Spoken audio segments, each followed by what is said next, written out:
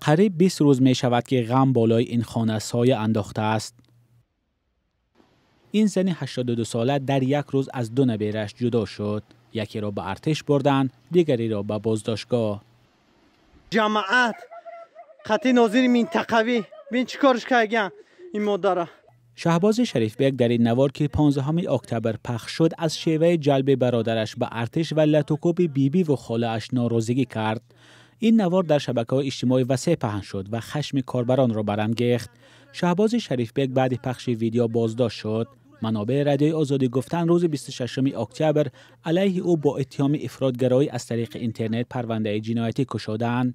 کودکس جنایی برای این اتهام از 5 تا 10 سال زندان را پیش بینی می‌کند.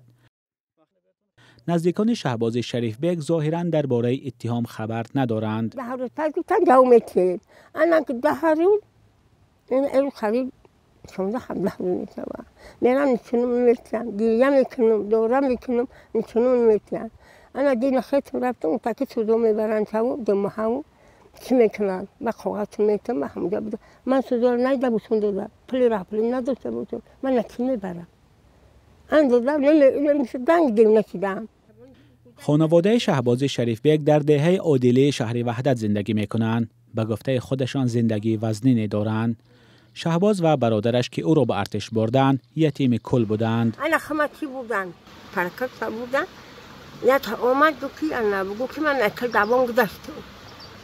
اما تو نمیگیرم تو بچه ما بیاد اگر تو تکم با میگیرم بچه نمیگیرم تو من تو خلاص تو کنی بچه من نبریشم محکم کنی و من اکل دوام گذاشتم نمیگیرم.